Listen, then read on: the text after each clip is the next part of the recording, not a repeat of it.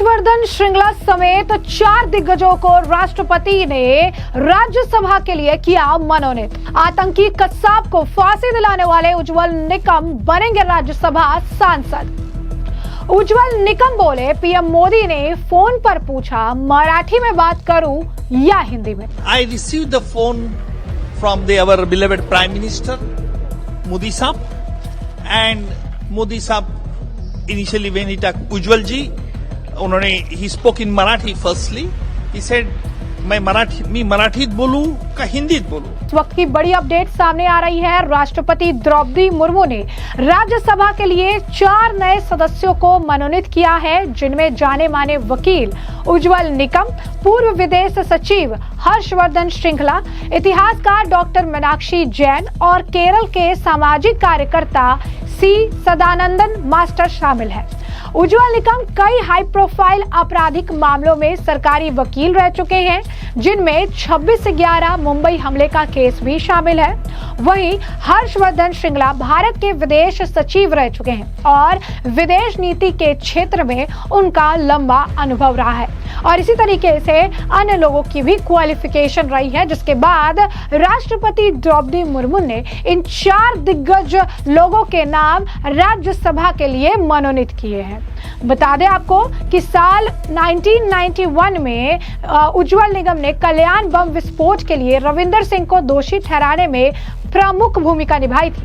उनके करियर में 1993 में एक बहुत बड़ा मोड़ लिया, जब मुंबई सीरियल बम विस्फोट मामले में सरकारी वकील बने।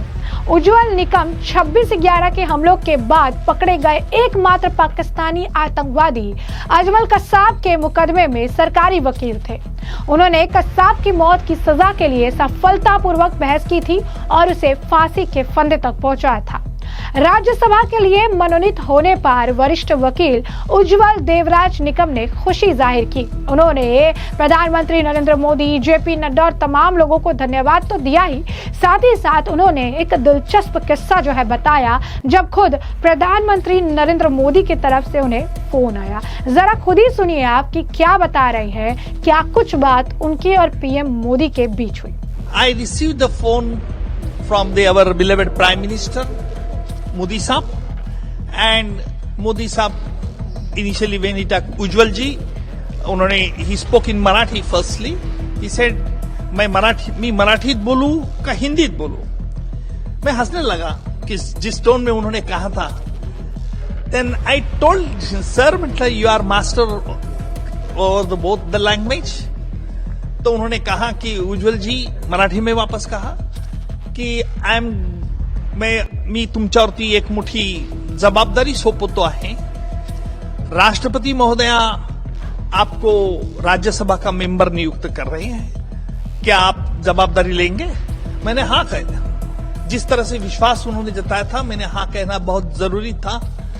और उन्होंने एक बात जरूर कही कि don't tell to anybody till it is gated, and today the news is been officially confirm in official gazettes. So I'm really proud of, and I must say thank you to Honorable President of India, our beloved Prime Minister Modi ji, as well as हमारे Union Home Minister Amit ji, and our State Chief Minister Devendra ji, and our party president of BJP Ravindra Chavan, who had given congratulations to me, and I assured through you that I will discharge my duties as a member of Rajya Sabha, representing Honorable President of India, truly, honestly, and I will see that how the law of our country will be definitely good for the common man, and how we can expedite the legal process. This is a proud moment, I think so, because party entrusted their confidence and the hope upon me. In this Kerala politics scenario, this is very important because the party nowadays projecting the idea of Vikasit Kerala, Vikasit Bharat. A part of Vikasit Bharat, Kerala should be developed. That is the mission of party. That is the slogan of party just nowadays. For satisfying this slogan or realize this slogan, I have to work more according to the party assignment. That is the first thing I have to say.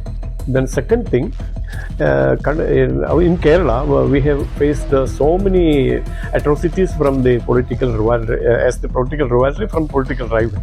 Not political rivals, they are our opponents, I think so. They created so much bad situation in Kerala, especially in Kannur district. So many Karyakartas dedicated their life to our organization. They lost their life, they lost their life. And many family members of that kind of Karyakartas, they are suffering many atrocities.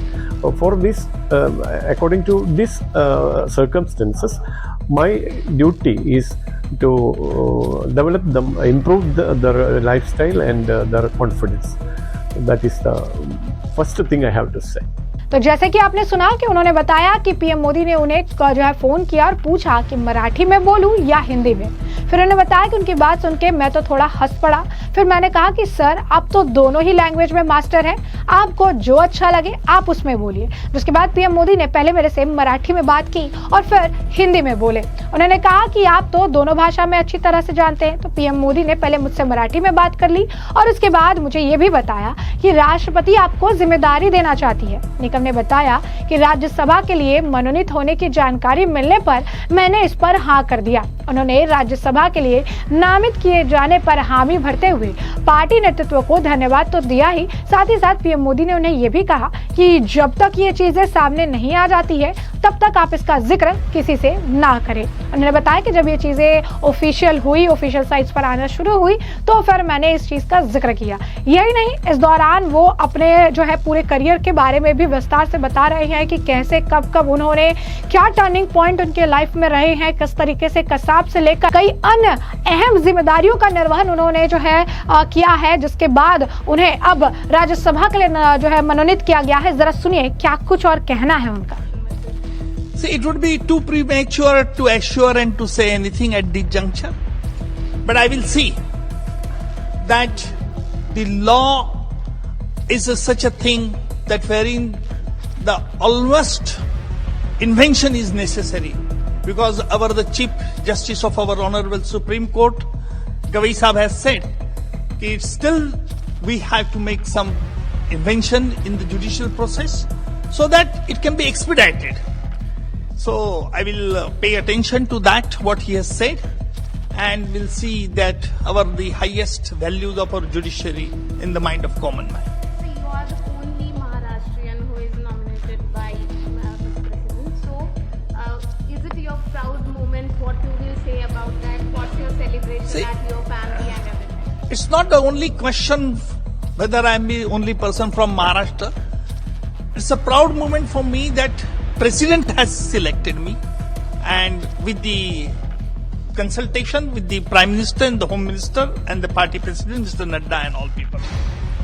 But let me tell you, through you, that since I am a representative of the Honorable President of India, I will see that with all my ability and integrity, I will discharge my duties for a common man. So you're from Jalgaon, then to Mumbai, then now Delhi, and now you will rule the entire nation. So, Not rule, yeah, definitely. but we legislate laws. But from Jalgaon to Delhi, how you will describe this? It's a really miracle for me, because I was practicing Jalgaon. It is 450 kilometers from Mumbai. In 93 Bombay bomb blast case, I came for the first time. I was not knowing Mumbai till 93. But when Mumbai police approached to me and they said that you have to represent state in this case as a special public prosecutor, I said yes. I took that challenge. That time the scenario was very worried. People were scared. RDX was used, time pencil detonator. My wife, my mother used to say, Baba Ujwal, you take care of. Mumbai is a big city. But with the blessings of the common man, I discharged my duty very nicely and earned the confidence of the common man. And that is why whenever any serious incident occurs in the Maharashtra, people makes demand of me as a Ujjwal Nikam be appointed as a special pleader. तो जैसा कि आपने उनका बयान तो सुना ही, साथ ही साथ दूसरी तरफ आपको बता दें कि राष्ट्रपति द्वारा मनोनीत करने के बाद खुद प्रधानमंत्री नरेंद्र मोदी ने भी बकायदा उन्हें लेकर जो है अन्य दिग्गजों को लेकर भी पोस्ट किया और पीएम मोदी उज्जवल निगम को लेकर लिखते हैं कि उज्जवल निगम का कानूनी क्षेत्र और हमारे संविधान के प्रति समर्पण अनुकरणीय है। वो न केवल एक कामयाब वकील रहे बल्कि अहम मामलों में न्याय दिलाने के मामले में भी सबसे आगे रहे। उन्होंने आगे लिखा कि अपने पूरे कानूनी करियर के दौरान उज्जवल निकम ने हमेशा संवैधानिक मूल्यों को मजबूत करने और आम लोगों के साथ हमेशा सम्मानजनक व्यवहार सुनिश्चित करने के लिए काम किया है। वो आगे लिखते हैं कि ये बहुत ही खुशी की बात है कि राष्ट्रपति ने उन्हें राज्यसभा के लिए मनोनीत किया है। उनके संसदीय कार्यकाल के लिए मेरी बहुत बहुत शुभकामनाएं।